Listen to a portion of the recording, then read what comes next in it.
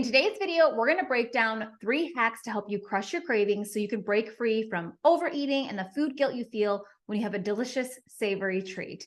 So, if you are someone who says to yourself, I'm just addicted to sugar, or when you have one cookie, you can't stop and you end up having 10. Or maybe you find that when you come home from a long day at work and you are stressed out, you have good intentions to eat something healthy, but you find yourself face deep in a bag of chips. This often leaves you feeling shame, guilt, and saying, I just don't have willpower. I just don't have the discipline. If this sounds familiar, then this video is definitely for you. But I'm not only going to share with you how to crush your cravings so you can hop off the diet roller coaster for good, but I'm also going to show you what is the root cause of why you're having them in the first place. And no, it's not a lack of willpower and it's not a lack of discipline. And with that being said, my name is Cassie Lambert. I'm a functional nutritionist who specifically helps women get to the root cause of their health issues so they can have more energy, beat the bloat, and yes, get off the diet roller coaster for good. And before we get into how to conquer your cravings, I first want to share common mistakes I made for well over a decade when I thought I was addicted to sugar, I'm weak, and yeah, I'm absolutely undisciplined, because those are the same things I used to say to myself. This includes things like 30-day sugar detoxes, restrictive, low-carb diets, skipping meals, or only allowing myself a small time frame to eat. Hey, you can't eat before 12 and you can't eat after 7. I even went as far as asking my husband after certain grocery trips, hey, can you hide those Oreos? Can you hide those cookies for me? Because I did not trust myself that I would not go and have them and have way more than 1 or 2. But of course, after a long day of work, after taking care of the kids, they'd go to bed. The house would be quiet. And all I could think about was those Oreos. I would go on the hunt and I would find them. And of course, I didn't stop at 1. I didn't stop at 2. In fact, I would have row 1, row 2, and yeah, sometimes even row 3. Of course, when I did this, I felt awful. I felt so much shame and guilt. What is wrong with me?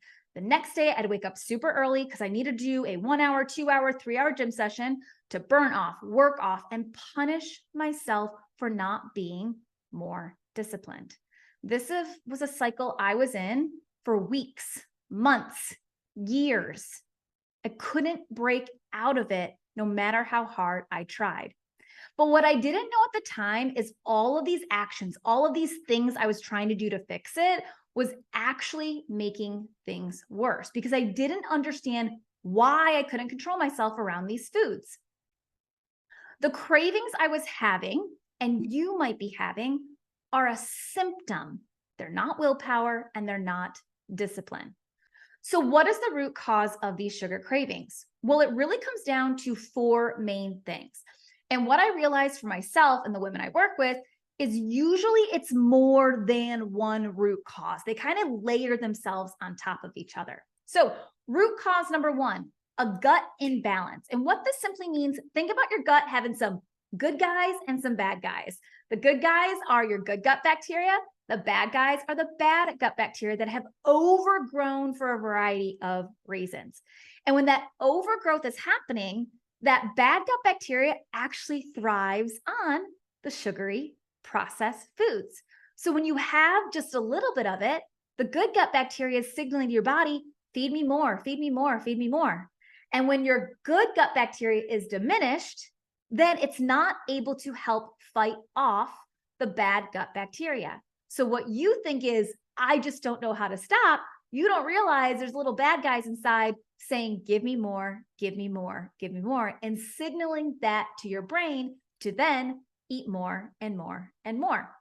Root cause number 2 is blood sugar dips. So when blood sugar levels are low due to skipping meals or going hours between meals, it will create uncontrollable cravings. So when you come home from that long day at work and you've gone hours without eating because of a meeting, or maybe it was a long drive, some traffic, then you are fighting your body's natural response to need food right now. And while we would love to believe that we would opt for the grilled chicken or the apple, we're normally going to go for something that is quick and easy, which is the chips, which is the cookies, which is something that's going to be processed and fast. Which leads me to the third root cause, because these are really blended together. And that is the stress from a tough day at work, that traffic that I talked about, or the never-ending to-do list that is running through your head all day long. That stress signals your adrenal glands to release a hormone you may know as cortisol. And when this happens, the desire to have sugary, salty, fatty foods skyrockets, goes through the roof. Yet we think willpower and discipline. And root cause number 4, food relationship. What does that mean? Well, think about it this way. From a very young age, many of us have said, okay, the salad is good, so we've given it moral character. The cookie is bad. If I eat the salad, I am good. If I eat the cookie, I am bad. So when we apply these moral characters, not just to our food, but then to us, if we are not good, then what do? We have guilt, we have shame, and we end up being in this constant state of, gotta restrict myself so I'm not bad, but then I overeat because of my other root causes. Then I feel shame and guilt. I go to punish myself and I restrict myself all over again. So that food relationship, that moral character that we've given food and then applied to myself is root cause number 4 of why we can't stop and why we can't control our cravings. So now that you understand the root causes, what are the 3 hacks? This is what you're probably here for in the first place. So the very first thing that you're going to do, and this is so easy, this is so simple to start right now, is you're going to start your day with a fiber and protein rich breakfast. We are not going to skip breakfast.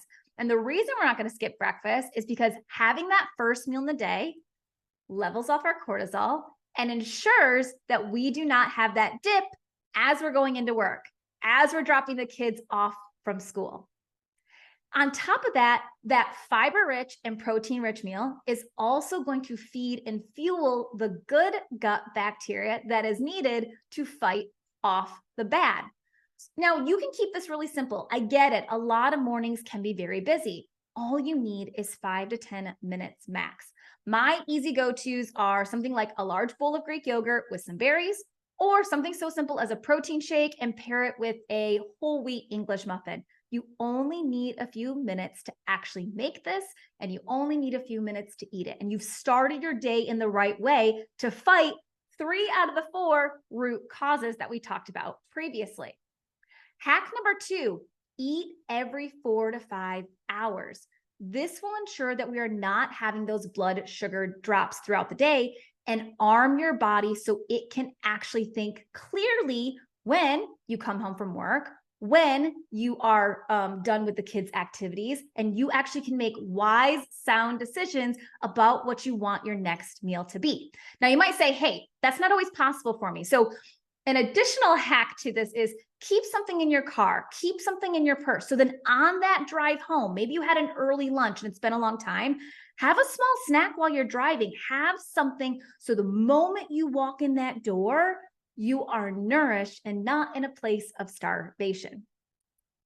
And hack number 3, and this will sound counterintuitive to you. I actually want to encourage you to treat yourself. I actually don't want you to have your husband hide the cookies. I actually don't want you to deny yourself the Christmas cookies. I don't want you to deny yourself every single food that you really, really do enjoy eating. But instead of eating it accidentally, I want you to plan on a treat. I want you to, at dinner or at lunch, when you eat a high fiber, high protein meal, I want you to actually incorporate a treat for yourself. What will this do? 1, you'll be honoring cravings. You'll be releasing morals around your food. And what you'll also be doing is when you have it, you're not going to be in a place where your stress is high. You're not going to be in a place where your blood sugars are low. And so what this does is it gives you the ability to enjoy that thing from a place that feels good, that you won't overeat on. It won't be accidental. You're actually going to plan to treat yourself. And this will help you break free from the binge. This will help you break free from the overeating. This was the biggest change that I made.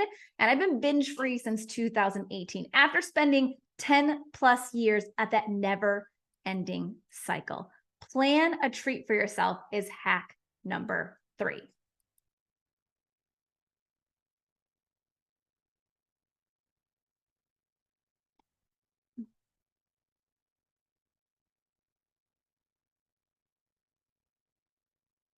So just to review, the 3 hacks that you are going to do is number 1, you are going to have breakfast, high protein, high fiber. Hack number 2, you are going to eat every 4 to 5 hours. And if you find that difficult, keep something small in your purse, especially when you find that you are out and about. And that's when the overeating tends to happen when you come home. And hack number 3 is you are going to treat yourself. Just start small. I started with an Oreo. Yes, I love Oreos. I just started with an Oreo at a meal and allowed myself to just break out of the morals that I was giving food. And that was the catalyst that absolutely made the change on top of the 2 previous hacks. So with that being said, if this video was helpful for you, leave a comment below. Let me know what questions you have. Or you can go over to Instagram and you can send me a message over there. But if you are someone who says, but this is me, like I feel this way, I feel like I have no control over food, then when you ask me those questions, just be honest. Tell me what you are going through and let's deep dive to see if I can help you a little bit further.